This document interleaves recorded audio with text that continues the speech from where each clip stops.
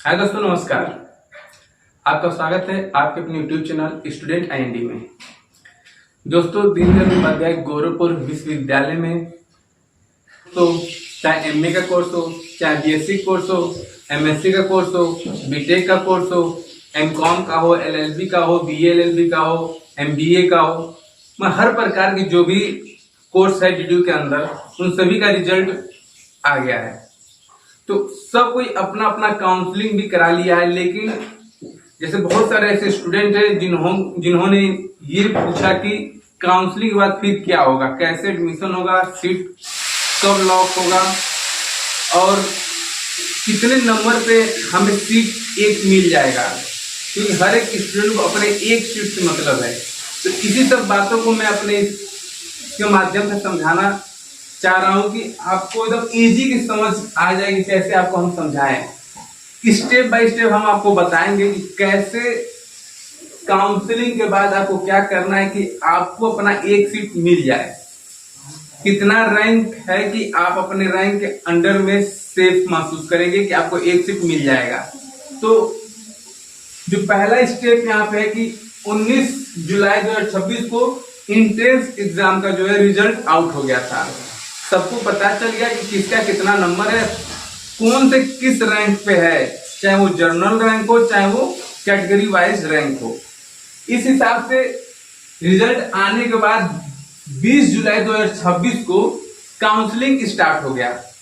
Counselling का मतलब ये होता है कि अगर आपको डीडीयू या किसी अदर एफिलिएटेड कॉलेज में एडमिशन लेना है तो आपको प्रथम मतलब सबसे फर्स्ट जो प्रोसेस है वो आपको काउंसलिंग एकदम कराना अनिवार्य है। बिना काउंसलिंग अगर आप चाहें कि एडमिशन ले लें तो संभव नहीं है। ये बात मैं इसलिए बता रहा हूं कि कम से कम 10 से 15 ऐसे स्टूडेंट हैं जिन्होंने ऐसा क्वेश्चन मुझसे पूछा था। तो काउंसलिंग कराना आवश्यक है, उसके बिना आगे कोई भी प्रोसेस नहीं होगा। काउंसलिंग करा लेने के बाद सेकेंड जो स्टेप आप आएंगे, 1 से 2 दिन के अंदर में डीडीयू अपने वेबसाइट पे रैंक वाइज कट ऑफ जारी करेगा। रैंक वाइज मैं इसलिए बोल रहा हूं क्योंकि पहले जो था आपका नंबर से कट ऑफ आता था, लेकिन अब नंबर से नहीं कट ऑफ आता है। जैसे मान लीजिए यहां पे मैंने लिख दिया हूं, जैसे किसी भी एक कोर्स में अगर हम यहाँ पे ले लेते हैं कि मान लीजिए एमएससी कोर्स है आपका, आप उसमें एडमिशन लेना है, आप इंट्रेंस एग्जाम दिए हैं, तो आपका अगर मान लीजिए आप ओबीसी हैं और ओबीसी में आपका 104 रैंक आया है, तो 104 रैंक आया है तो आपको कट ऑफ में बुलाया जाएगा कि आपको कट ऑफ रैंक में बुलाया जाएगा कि ओबीसी 120 रैंक के अंदर जो है सब कोई आ जाए। मतलब एमएससी में ओबीसी कैटेगरी जो है जो 120 रैंक के अंडर में है वो सभी आए और अपना एडमिशन ले ले और अपना एक सीट लॉक करा ले।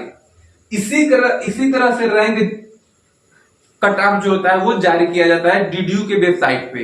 ये सभी के विषय में देखिए, BA, MBA, BBA, LLB, BSc, MSc, BTech, BCom, MCom, MA में जो भी कोर्स आते हैं, Hindi, English, education, psychology, economics, रक्षा अध्ययन हो गया, मैथ हो गया, अदर जो भी सब्जेक्ट आते हैं, सभी का जो कट ऑफ यहाँ पे है, सभी का रैंक वाइज कट ऑफ जारी होता है।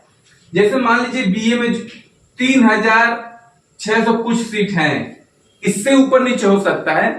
तो मान लीजिए बीए में 3500 सीट मानते हैं, तो मान लीजिए ये जब कट ऑफ जारी होगा तो रैंक वाइज जारी होगा। मान लीजिए 3000 है तो इसमें ये कर देगा, पहले जब बुलाया जाएगा अगर बोल देगा कि सामान्य जनरल वाले 90 के अंदर जो भी कट ऑफ रैंक में आया है, 90 रैंक के अंडर जितने लोग हैं सब आ जाए। तो आपको बीए में एडमिशन के लिए जनरल जितने लोग होंगे 90 रैंक के अंडर में वो चले जाएंगे।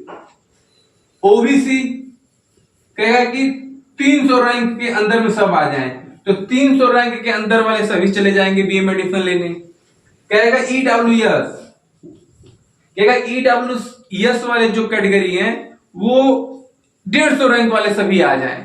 तो जितने लोग EWS कैटेगरी में 900 पाए हैं, मतलब 150 रैंक के अंदर में हैं, वो सभी उठकर चले जाएंगे और अपना एक सीट लेकर चले आएंगे।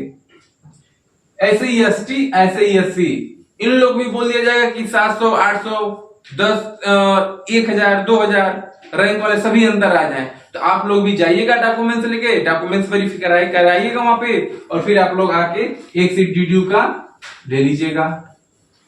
इस प्रकार से आपका कट ऑफ जारी होता है। कट ऑफ जारी होने के बाद क्या होगा? कट ऑफ जारी होने के बाद आपको DDU में 2 से 4 दिन में 2 से 4 दिन में बुलाया जाएगा DDU।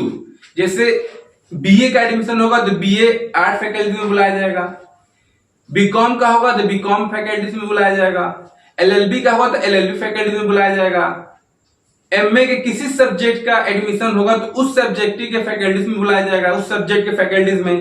तो आप सभी को अपने अपने एडमिशन सब्जेक्ट में जिस लेना है उस फैकल्टीज में जाना रहेगा। फिर फैकल्टी में जाने के बाद आपको जो भी डॉक्यूमेंट्स आप ऑनलाइन दस्तावेज लगवाए होंगे, ऑनलाइन या कहीं जाकर फॉर्म भराए होंगे, तो वहां पे ऑनलाइन जो डॉक्यूमेंट्स होगा वहां पे भरे होंगे, अपना लगाए होंगे, वो सभी डॉक्यूमेंट्स आपको रियल जो हार्ड कॉपी में होता है डॉक्यूमेंट्स, जितना 10th, 12th, ग्रेजुएशन, जैसे जो बच्चे DDU से नहीं है तो TC, CC, passport size photo, Aadhaar card सब लेकर जाएंगे। अगर कोई वेटेज लगाया होगा, जैसे NSS हो गया, NCC हो गया, रोवर रेंजर हो गया, स्काउट गाइड हो गया, तो वो अपना उसका सर्टिफिकेट लेकर जाएगा। तो अपना ये सारा डॉक्यूमेंट्स ले जाने के बाद DDU वेरीफाई करता है ऑफलाइन और ऑनलाइन मिलाकर कि क्या कोई धोखेबाज या कोई धोखाधड़ी नहीं न किए हैं। तो वो करने के बाद जब आप सही पाए जाएंगे तो आपको इधर क्लिक कर दिया जाएगा और कहा जाएगा जाइए और आप DDU साइट पे जाइएगा और अपना सेमेस्टर वाइज जो फीस है वो पे कर दीजिएगा।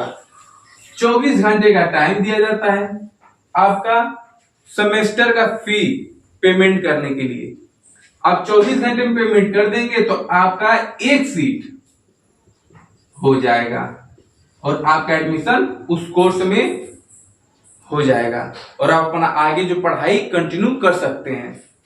इस प्रकार से आपका एडमिशन की प्रक्रिया है। काउंसलिंग के बाद क्या करना है मैं सभी एक एक करके आपको बता दिया। एक बार कट ऑफ का और बात बता दे रहा हूं कि बहुत लोग के मन में कट ऑफ किस तरह जारी होता है। देखो, अगर आपके कोर्स के अनुसार जो कट ऑफ जारी होगा, जैसे सामान्य वर्ग है, मान लीजिए आप MA में किसी कोर्स में एडमिशन लेने जा रहे हैं, कोई भी कोर्स XYZ मान लीजिए उसमें 150 सीट है, तो 150 सीट है तो मान लीजिए 150 सीट है तो जो आरक्षण वाइज बटाया जाएगा सब सीट, जैसे जनरल को, EWS को 10%, OBC को 27%, ऐसे बटाया जाएगा। तो मान लीजिए एक 150 सीट है MA में, तो सामान्य वाले जो होंगे उनको कहा जाएगा कि जो 23 रैंक तक हैं वो आ जाएं। तो सामान्य वाले 23 रैंक चले जाएंगे उठकर, और उसी दिन कहा जाएगा EWS वाले 30 रैंक तक आ गए तो 30 रैंक वाले चले जाएंगे। उसी दिन कहा जाएगा OBC वाले 100 रैंक तक आ जाए, 100 रैंक तक चले जाएंगे। उसी दिन कहा जाएगा SC ST 150 रैंक तक आ जाए तो 150 रैंक तक चले जाएंगे। तो इस तरह का अगर 150 तक रैंक पहुंचाया जाता है, SC 150 फुल हो जाता है। लेकिन इसमें यह होता है कि बहुत ऐसे बच्चे होते हैं जो एडमिशन किसी समस्या की वजह से नहीं ले पाते हैं, तो 2, 4, 10, 15 सीट खाली हो जाता है। तो फिर दूसरे काउंसलिंग होता है, दूसरा बार कट ऑफ जारी होता है, रैंक कट ऑफ। मैं रैंक कट ऑफ पर इसलिए जोर दे रहा हूं कि आप नंबर का कट ऑफ ना आपको ध्यान में आए, रैंक कट ऑफ जारी होता है। तो फिर जो सीट खाली होते हैं फिर दूसरी काउंसलिंग में वो भरा जाता है। फिर सामान्य का सीट खाली रहेगा 2-4 तो सामान्य वाले को बुलाया जाएगा, OBC का 2-4 सीट खाली रहेगा तो उसमें OBC वालों को भी बुलाया जाएगा, मतलब सभी को बुलाया जाता है जिस कैटेगरी का सीट खाली होता है। ऐसा नहीं है कि सीट कोई भी खाली हो और किसी को भी भर दिया जाए, नहीं, जिस कैटेगरी का सीट खाली रहेगा दोबारा उसी को उस कैटेगरी वाले को उस पर चांस मिलेगा। अगर आपको और कोई समस्या आ रही हो तो आप कमेंट कर सकते हैं, फिर एक और वीडियो बनाया जाएगा। मैं ये वीडियो इंस्टाग्राम, फेसबुक और यूट्यूब पे भी अपलोड करूंगा। 2 दिन एक वीडियो। कोई भी समस्या एक बार कमेंट करेंगे और उस पर वीडियो बनाने का हम हरकत करेंगे। जय हिंद, जय भारत। फिर मिलेंगे एक अगले वीडियो में।